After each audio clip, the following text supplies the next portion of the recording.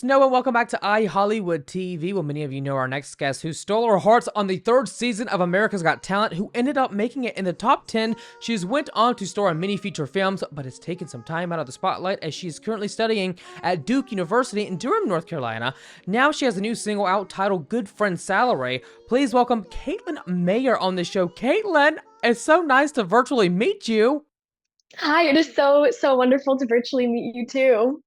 Oh my goodness. I was telling you before we even hopped on here now, with the audience, I've been following you since you were a little, 4 years old little girl. Little. Yeah. That's so sweet. We have been too because you've been following obviously me for a while, but my family sort of like also over the years been following you as well, and we've loved seeing the progression of all of your work, and it's just so cool to be here with you and sort of like so full circle. That's awesome. Yeah. Well, thank you. Well, I'm glad that we could both support each other. Yeah. So, Yeah. so let's go ahead and get started. So many know you best from your AGT audition back, when the judges were Sharon Osbourne, Piers Morgan, and David Yeah. Hasselhoff. You were only 4 years old, as I mentioned, but what do you remember the most from that moment? Like, I think that was pretty much the start of your singing journey in the public eye, right? Yeah, I mean, it definitely was. It was, I'd always like loved to sing in like my kids' choir at my church and things like that, but that was definitely my first time ever really performing in front of that many people and or anything like that. And so I think that what I remember very vividly is like walking out onto that stage holding the microphone that they gave me and they were like, "Go stand on that X." And so I went out there, trudged out with my little microphone. And I remember just looking out and people just smiling. And that will always be such a core memory for me. And then obviously I sang and people were clapping and smiling. And I remember that just made me feel so happy because even at such a young age, and this has always been something that throughout my life I've continued to go back to with the reason I love music. And it was established in that moment was just making people smile, bringing people joy, making people happy. And I'll never forget the way that people lit up when they saw and obviously a cute little kid. But it was Yeah. it was just really neat to see their faces and yeah, it was awesome.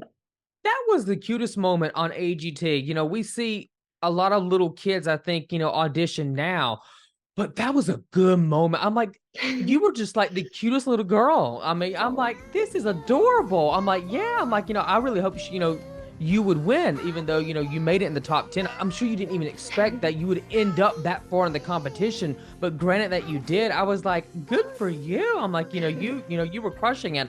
And even after appearing on the show, you landed a lot of roles in film. One I remember you the most from was, because I have a twin sister and we watched it when it came out on DVD, was Santa Paws.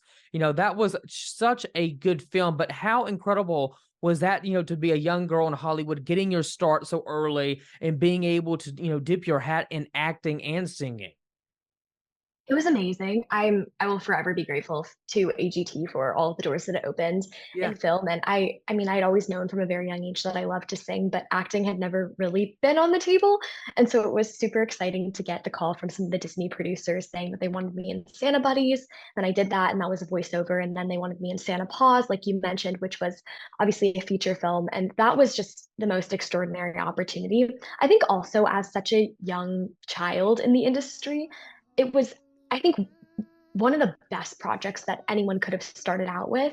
It was obviously it's a family friendly movie, it's a kids movie, so it was just such a supportive cast and crew, and everyone was like a family. The director and his family, and just honestly the entire production team were just so intentional about making sure that I was taken care of and so kind. And we actually like are still very good friends with them today. They're awesome. Hmm. And also just being in that environment with obviously all of the girls in the orphanage, which was the sort of the setting for the movie. There were just all of these incredible role models like Madison Pettis and G. Alias, who also have stayed in touch with over the years, who just became like big sisters to me. And so it's really cool being 5 years old and sort of new to an industry and having people that feel like family and really feeling comfortable and like you can be yourself and feeling very surrounded. And not to mention, it was just such a blast to film. And all the animals on set were a plus for me at that age. And so it was awesome. I really have some of my best moments in filming on set of that. It was Oh, I so love magical. that. Now, how Yeah. old were you when you started acting? I was I want to say 5 when I Uh-huh. got Santa Buddies. 4 or Okay. 5. It was just after America's Got Talent. And then Santa Paws was a few months later that I was contacted for that. And then that ended Oh, up that's filming awesome. around a year later. So, Uh-huh. Wow, now would you like to go back and, try acting again, or would you just wanna stick, with singing? I mean, I would certainly be open to it. I loved Uh-huh. acting and did some other projects over the years and continue to do it. And so it's always been so fun for me in terms of I'm a very expressive person. And so I enjoy sort of getting to try on different personalities and learn about like really deep dive into a particular character. Yeah. I think, I think I'm really interested in some of the behind the scenes of it, like directing, Mm. producing. And so I'm actually a media studies minor here at Duke. So I'm thinking about floating the Oh. potential of maybe a film degree someday. I don't really know, but I love acting, would totally love to do more of it in the future and definitely keeping doors open on that front for sure. Look at you go. Oh, smarty pants, Kaitlyn Maher, yeah. Now Please. now I wanna ask you, how did you stay grounded being in the industry, at such a young age? Like, I assume the help from, your mom and dad. Yeah, I mean, that's an amazing question, and it's definitely something that there are no shortage of examples of Yeah. failed instances of that. And I think being in the industry, you see some of that. You see people struggle to just maintain like self-worth. You see people Mm, struggle and sort of like go off the deep end and all of those stereotypes that people talk about. And people have asked this question a lot over the years to me personally, and I think that I attribute it to two things. The first mm, thing is, as you said, to an incredible support system. My family was always the best. They never put any sort of pressure on me to continue being involved in it. They were never like stage parents at all. They were very much like, if you love this, if you're having a good time with it, by all means have at it. But at any point, if mm, this becomes stressful, if you don't like it, if it's causing you like whatever, like you don't have to do it. There's no pressure. So no obligations really made it a super fun hobby for me that I loved.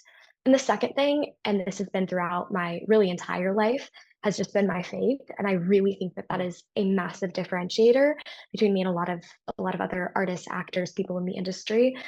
um, Having that has just given me sort of like a higher purpose to what I'm doing and sort of given me a lot more perspective on the fact that nothing that I do in the industry or in any job, in any field, in mm, academics, whatever it is, matters all that much or matters more than who I am as a human being. And so it sort mm, of put at the forefront for me this value of connecting with people, loving people, serving mm, people mhm. over and above any means of like fame, notoriety. And so that has also eliminated a lot of pressure and also just kept me really grounded and kept me, I don't know, just feeling peaceful and Yeah. joyful, even at times where it's been more chaotic. Now, Caitlin, talk to me about your new single, Good Friend Salary, as I hear this is your first release within 15 years. Has it been that long? Oh my goodness. Yeah, it has, which is insane to me as well. Um, Yeah. just like the years are just going by so quickly, and I'm really not I here know, for it. right? I love my childhood, but it is my first time in 15 years. I released a debut album when I was 5. It was called You Were Yeah. Meant to Be, and it was a combination of cover songs and also just some songs that I had co-written or written myself. And so that was my first release. I recorded that professionally in Nashville, Tennessee, and it was awesome. It really sort of again was one of those very formative experiences that cemented to me I love doing this. I would love to keep doing music, but I sort of decided after I did a lot of acting, obviously was traveling a lot for that, filming. And I had this moment in high school where I told myself, I was like, I really want to release music again. But if Mm, I do, I want it to be songs that I've 100% completely written on my own. mhm. And not that I would ever be opposed to like co-writing with people, but just that for the Right. initial stage, I would love to release stuff that is super true to who I am and to my experiences and emotions. And so this song was birthed out of it's kind of a funny situation. Um, I think a lot of people go into college and you're looking for friends, you want validation from people, very normal feelings. Mhm. And so in my second semester of my freshman year, there was this guy, I kind of liked him, kind of whatever. And we became friends and he sort of started telling me about all of his problems. And I am a very caring person generally, and I tend to have Yeah. like a big capacity to hear about people's problems and try and support them. But what ended up happening was because I wanted to help him out, just sort of Mhm. ended up becoming his therapist and spending hours and hours and hours with him, to the point where it was draining, to the point where it wasn't beneficial. And then at one point where I just needed a friend to turn to, he was Mm, totally absentee, nowhere to be found. And so I really learned a lesson about the dangers of one-sided relationships, as well as mm. the importance of boundaries and having self-worth and realizing that um, like you can be a caring and kind person without letting yourself be walked over. And so that was one of many lessons about growing up that I learned. The song is called Good Friend Salary. The theme is basically like playing girlfriend and doing all these extra stuff, but on like sort of a Mhm. like good friend acquaintance salary. So you're not really getting much in return. And Yeah. it's off and I'm sure you'll talk about this soon, but it's a precursor to an upcoming album that I have, which also explores some Oh. other themes of growing up like it. Oh my goodness. Now, Caitlin, I want to ask you, I don't normally ask people this on the show, but how old are you now? I'm 19. Nine. Oh, 19. She's all grown up. Oh my God. From 4 Oh, to 19. Oh, now I 15 feel years. old. I'll be in 5 years, I'll be 30. Oh God. So But that's anyway. 5 years. That's a good, Oh, you've got yeah. some time. Yeah. 19 years old and you're so smart. You have such great words of wisdom. Oh my goodness. I know your parents are really proud of you, Caitlin. Thank you. That's very kind. I like they're the best and I've learned everything that I know from them. And so I'm very, very grateful to them for everything. Now, Caitlin, how do you find the time to write music and do college at the same time? Because I think a lot of people, they might would, be a little overloaded with work at college, and then, to find time to also write music, which is, a process within itself. I mean, how can you balance both of them? Yeah, I mean, balance has always been something that I've, I Yeah. think it's continually a challenge. I think I've sort of grown accustomed to juggling a lot of things at once. When in high school, Hmm. I was like going off and filming and taking red eye flights and then going back to school and then competing at like debate tournaments on the weekend and all of this stuff. And so I think busyness is something that I actually find a lot of like joy and peace in, but obviously to an extent, you don't want to like overload yourself. But I think for Right. me, through all of the craziness, songwriting is a means of a lot of peace. It's very cathartic. And Hmm. I sort of like some people journal, some people reflect very personally and individually. I songwrite. And so I guess the songs that I write are sort of just when I need to think, when I need a time of space and of quiet. That's what I do is I like open up my notes app and I just get to writing. And I think that's one of the reasons why my songs are very narrative based is because they are about things that have happened to me or to Right. other people in my life who I'm close to. So it's very grounding and very comforting for me. So I try and make time for it, whether it's like in the last 5 minutes before I go to bed or something like that. Now, Caitlin, to anyone watching our interview that has not listened to your past song releases, how would you describe your style of music with this new single? So I think I would describe it as sort of like a pop country inspirational fusion right now. I've definitely and been working on some other stuff that's going to come in the near future that does sort of identify with more of like the country genre or more of the pop genre. And Right. I'm excited to share that as well. But right now, I'd say that this first initial album, like Good Friend Salary, I would say is a solidly like contemporary country song. So it has some of those pop influences, but also has like that very solid country bass and instrumentation Mhm. and things like that. Some of the other songs, there are a couple that also lean towards more that contemporary country side of things, but a lot of the others are more like inspirational pop. And so my goal there was sort of to bridge some of the initial stuff that I had done as a kid, which was all very much in that pop genre for the most part. Um, Mhm. and then hopefully what I intend to do in the near future in terms of being a little more heavy on the country genre and also more heavy on the pop genre at different points in time. So sort of Yeah. trying to fuse all of those influences because I think that I do write to both of them pretty commonly. I love that. I love that you're not just, on one specific genre, you'll do country and pop, I think it's nice to kind of, mix it up a little bit, and Yeah. and people love that. Yeah.